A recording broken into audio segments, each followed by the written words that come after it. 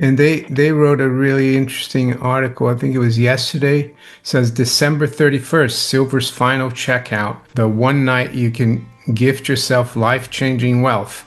I'll summarize it. We don't have to go through the whole thing, but basically, they're saying the LBMA and all the ETFs for silver, they have until the end of the year to kind of square the books to show that they have enough inventory for all their promises. I'd never heard of this deadline for the LBMA. Maybe it's always been there, but it's always been pretty automatic because there hasn't been any problem in terms of supply with the physical. So just wanted to hear from you, who's a bullion dealer, who knows what's going on in the physical silver and gold market, what you think. Well, I think, a lot of the things you see online have truth in them. A lot have a little bit of supposition or maybe overblown in some respects. I don't think that January 1 the system blows up. But you can look and see, let's just suspend retail for a moment and talk about, the U.S., of course, making silver a critical mineral. The Chinese government made silver a supervised commodity. What that means is every ounce that leaves China has to get permitted through Beijing. Look, the European Union made silver a critical mineral 2 years ago. The world has growing concerns, if you will. Governments around the world have growing concerns about the availability of silver. And I think, honestly, that these countries, these nations will make efforts to not only reduce exports, which feed the market, such as London and the COMEX, and by contrast or by extension, rather, the ETFs. I think that when you talk about could this happen, could we see that moment? Yeah, why not? I don't think it's imminent, but I think that there is a possibility. You look at India, their silver imports are up 500% year over year. One of the things that's most interesting is the sustained backwardation in silver. And I think that gets to what these people are talking about. Because since early October, the silver futures curve has flipped into sustained backwardation, and it's not normal. It's unusual to see that in silver, period. And it's one of the clearest signs of I guess you could say physical scarcity, along with multiple attempts to restore contango, where the futures price is higher than the spot price, but I guess we could just simply say, look, spot silver demand now exceeds futures supply. The metal is genuinely scarce. That's not just theory. And there's no question that paper selling has and can and always has suppressed price, but it can't suppress the structure of the market. And I think that's where things get interesting. To me, the most condemning thing for the silver market, at least, and supporting what they're saying, is that we've got about 7 or 8 days until the December gold and silver contracts go into delivery. And you can argue this is where paper meets physical, or the rubber meets the road. When you see silver 25 cents in backwardation, meaning the price is 25 cents, as it was yesterday, higher than the futures price, and as the futures price, as you know, and the spot prices get closer to that expiration, they meet, right? What it's saying is, and it's unusual to see in backwardation 7 days before these contracts come off the board or post, someone wants physical now, not later. And with inventory is tight, immediate demand is outpacing expected supply. This doesn't happen right before the expiration, unless arguably there's a big move in store for us, I would think, with people really trying, pushing hard to get silver in their hand before this happens. So yeah, I mean, I don't know that there's a imminent collapse January 1, but you can see that there are things that are unusual and could certainly continue to put stress. And then you add the the countries like China who are going to stop the ready flow, at least it looks that way, of silver exports. And in the U.S. making it a critical mineral, President Trump can do the same thing. No more exports, just like that. I think we're getting into that cycle or that reality that physical demand is worth more than the paper underneath it. Who knows? Maybe they'll be right. But I don't like to go out on a limb and say January 1 things change. This idea that December 31st could be silver's final checkout, as one article called it, makes for a dramatic headline. But behind that sensationalism, there's actually a thread of truth worth pulling. The article said something to the effect of, the LBMA and the major ETFs have until year-end to square the books, to prove they hold enough silver to match the paper promises they've issued. Now, whether that's an official deadline or not is up for debate. I've never seen a regulatory document that says the London Bullion Market Association shuts the lights off on New Year's Eve and takes inventory before the ball drops. But what's true is that at the end of every calendar year, the major players, ETFs, COMEX warehouses, bullion banks, all reconcile their books. They match positions, roll contracts, settle obligations, and report holdings. It's accounting season for the paper world, and in that sense, yes, the end of December is a moment of truth. The reason this year feels different, though, is because the usual quiet rollover is happening under extreme physical strain. You can see it everywhere. The US just designated silver as a critical mineral. China made it a supervised export commodity, meaning you can't ship a single ounce out of the country without Beijing's permission. The European Union did the same thing 2 years ago.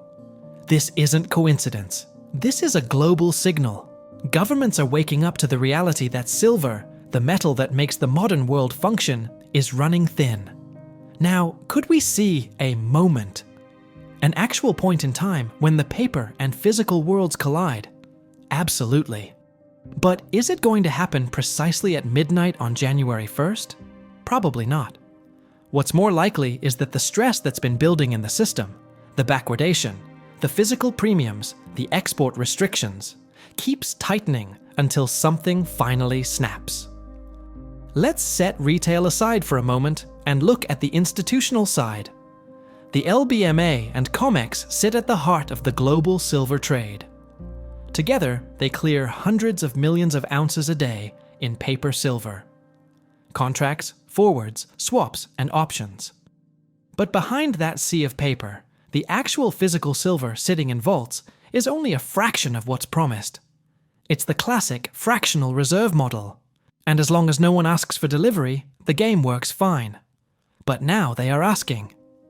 Industrial users, sovereigns, and even ETFs themselves are taking physical delivery.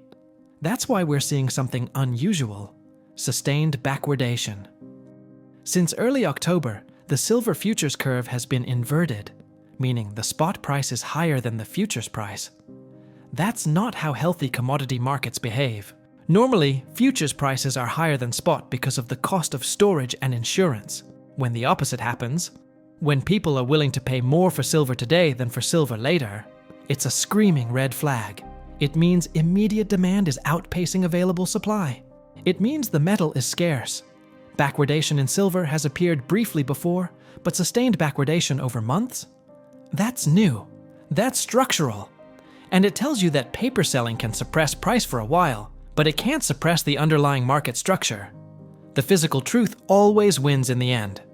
We're also entering the December delivery window on the COMEX. The contracts for December gold and silver are about to roll off, and this is when paper promises meet physical reality. Every trader who doesn't roll their contract forward must either take delivery or settle in cash. Normally, by this stage, the futures price converges with the spot price as the two meet in the middle. But right now, the spot price is running above futures by nearly 25 cents. That means buyers want the metal now, not next month. That's highly unusual for this close to expiration. And here's the key. When backwardation persists this late in the cycle, it almost always signals an impending squeeze. That's not hyperbole, it's market mechanics. The people buying silver at a premium for immediate delivery are telegraphing panic. They're saying, I don't care about futures. I need metal in hand. So, what happens if too many of those people demand delivery at once? You find out that the metal simply isn't there. And that's what people mean when they talk about squaring the books at year end. The LBMA and ETFs will publish their holdings, and if the numbers don't line up, if the paper promises exceed the physical by too wide a margin, confidence starts to erode. Now, I don't think January 1st will be the day the silver system collapses, but I do think it could be the moment the world realizes how fragile it really is. And that realization could set off a chain reaction. Look, it's no secret that physical inventories are dwindling. The Shanghai Futures Exchange is scraping the bottom at around 600 tons, dangerously close to the minimum liquidity threshold to keep that market functional.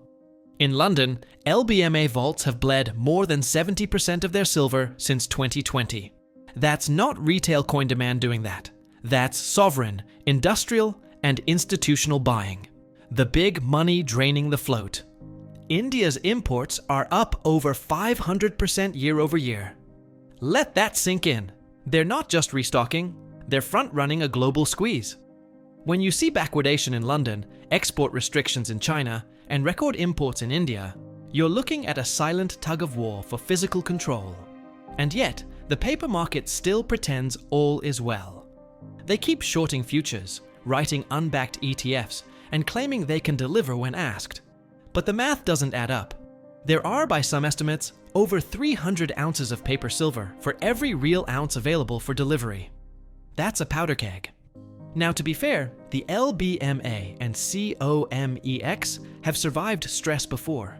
They've rolled, they've settled, they've managed to paper over shortfalls. But every time they do, they burn through a little more physical inventory to maintain the illusion. And at some point, you can't do that anymore. So yes, maybe the silver's final checkout headline is a bit theatrical, but the underlying message, that we're approaching a moment of truth, is dead on. Because this isn't just about silver anymore. It's about trust. Trust in the global monetary system, in the integrity of markets, in the honesty of institutions. And that trust is cracking. Governments are already responding preemptively. When the US calls silver a critical mineral, it's not because they're suddenly reading gold bug newsletters. It's because they're looking at industrial and defense needs and realizing they can't afford to depend on imports. The next logical step after classification is restriction. Just like China, the US could decide overnight to halt exports or prioritize domestic supply. Trump could sign an executive order tomorrow morning declaring that all US mined silver must remain onshore. And then what happens to the global flow? The same thing we've seen in energy. Fragmentation, nationalism, protectionism. Each country hoards what it has. Trade slows. Prices spike. The markets seize up. This is the world we're entering, one where physical assets trump paper promises. So, if you're watching this right now and wondering what it all means for you, here's the takeaway. The clock is ticking. Maybe not for the world on January 1st, but certainly for the illusion that paper silver is as good as the real thing.